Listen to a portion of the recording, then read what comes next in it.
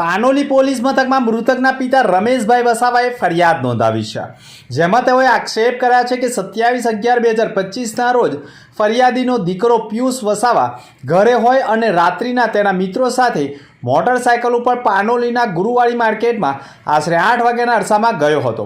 તે વખતે ફરિયાદીના ફળિયામાં મોહન વસાવાએ ફરિયાદીને ફોન કરીને જણાવેલું કે તમારો છોકરો પિયુષ વસાવા અમારી સાથે પાનોલી ગુરુવાડી બજારમાં આવેલો અને ત્યાં રેલવે ઓવરબ્રિજ સર્વિસ રોડ પાસે જ તેના મિત્ર હિતેશ ઉર્ફે લાલુ હીરાચંદ વસાવાએ પિયુષ વસાવાને કહ્યું તું મારા ઘરે આવતો નહીં તેમ કહી મિત્ર હિતેશ ઉર્ફે લાલુ વસાવાએ પિયુષ વસાવાને ધક્કો મારતા તે જમીન ઉપર પટકાતા બેભાન થઈ જતા તેને સારવાર માટે ખરોડી વેલફેર હોસ્પિટલ ખાતે લઈ ગયેલ, જ્યાં ફરજ પરના ડૉક્ટરોએ મરણ જાહેર કરતા ફરિયાદીના દીકરા પિયુષ વસાવાના માથા અને કપાળના ભાગે તેના જ મિત્ર હિતેશ ઉર્ફે લાલુ વસાવાએ માર મારતા મોત થયું હોય તેવી ફરિયાદ નોંધાતા આખરે હત્યાનો ગુનો દાખલ કરી તેની ધરપકડ કરવામાં આવી રહી છે।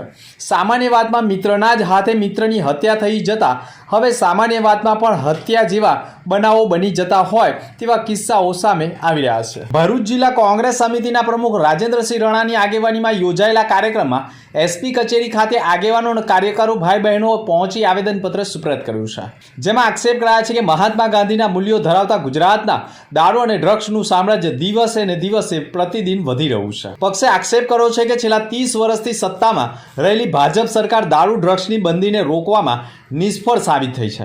5 વર્ષમાં 93,691 કિલો ડ્રગ્સ અને 2,229 લીટર પ્રવાહી ડ્રગ્સ અને 73,163 ડ્રગ્સ પિલ્સ ઇન્જેક્શન પકડાયા હોવા છતાં કાર્યવાહી અસરકારક નથી।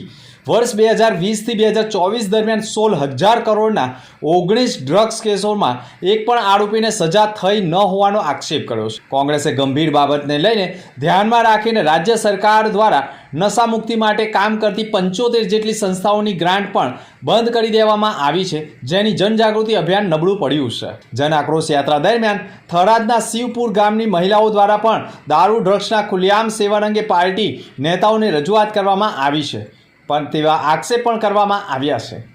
ભરૂચમાં કોંગ્રેસે રાજ્ય સરકારને સ્પષ્ટ ચેતવણી આપીને દારૂ ડ્રગ્સનો બેફામ પસાર રોકવા માટે અસરકારક કામગીરી કરવા આંદોલન કર્યું છે, નહીંતર આવનાર સમયમાં જન આંદોલન તેજ બનશે। અને આ પ્રસંગે શહેર કોંગ્રેસ પ્રમુખ સલીમ અમદાવાદી, પૂર્વ જિલ્લા પ્રમુખ પરિમલસિંહ રણા, પાલિકાના નેતા શમશાદ અલી સૈયદ, લોકસભા ઉમેદવાર શેરખાન પઠાણ, જુબેર પટેલ, મહિલા આગેવાન જ્યોતિ તડવી સહિત શહેર કોંગ્રેસ મહિલા પ્રમુખ હુસૈના બાનુ હાફિઝી સહિતના આગેવાનો કાર્યકરો મોટી સંખ્યામાં જોડાયા હતા। ભરૂચમાં સંતોષી માતા યુવક મંડળ દ્વારા ભરૂચમાં શ્રી સંતોષી માતાના પુનઃ પ્રાણ પ્રતિષ્ઠા મહોત્સવનું આયોજન કરવામાં આવ્યું છે। ભરૂચમાં શ્રી સંતોષી માતાનું મંદિર અયોધ્યાનગર ફિલ્ટર પ્લાન્ટ પાસે આવેલું છે। આ મંદિરનું નવું નિર્માણ કરવામાં આવતા તેનું પ્રાણ પ્રતિષ્ઠા મહોત્સવ યોજાનાર છે, જેમાં 1/12/2025ના રોજ સાંજે 6 કલાકે મહાપ્રસાદીનું આયોજન કરવામાં આવ્યું છે, તો 28/11/2025 શુક્રવારના રોજ સાંજે 5 કલાકે ભવ્ય શોભાયાત્રાનું આયોજન અને 29/11/2025 શનિવારે 9 કલાકે સવારે પ્રાણ પ્રતિષ્ઠા પ્રારંભ થશે। લોક ડાયરો સહિત પ્રાણ પ્રતિષ્ઠા મહોત્સવ અને મહાપ્રસાદીના આયોજન તથા આનંદના ગરબાનું પણ આયોજન કરવામાં આવ્યું છે। શ્રી સંતોષી માતાના પુનઃ પ્રાણ પ્રતિષ્ઠા મહોત્સવમાં ભક્તોએ લાભ લેવા માટે જાહેર અનુરોધ કરવામાં આવ્યો છે। સંસ્કાર ભારતી ટ્રસ્ટ ભરૂચ સંચાલિત રૂંગટા વિદ્યા ભવન અને રૂકમણી દેવી રૂંગટા વિદ્યાલયના પટાંગણમાં નગરપાલિકા ભરૂચ દ્વારા ફાયર સેફટી વિભાગના ફાયર ઓફિસર શૈલેષભાઈ સાસિયા તેમની ટીમ દ્વારા આપદા પ્રબંધન અને ફાયર સેફટીનો કાર્યક્રમ યોજવામાં આવ્યો હતો। શાળાના કાર્યક્રમમાં ધોરણ 6 થી 10ના આશરે 500 વિદ્યાર્થીઓ અને 50 શિક્ષકો ઉત્સાહપૂર્વક જોડાયા હતા, જ્યાં કુદરતી અને માનવ સર્જિત આપદા સમયે અગ્નિ સુરક્ષા સંબંધિત વિવિધ મુદ્દાઓ પર ખૂબ જ સરળ, સ્પષ્ટ અને પ્રાયોગિક માર્ગદર્શન આપવામાં આવ્યું હતું।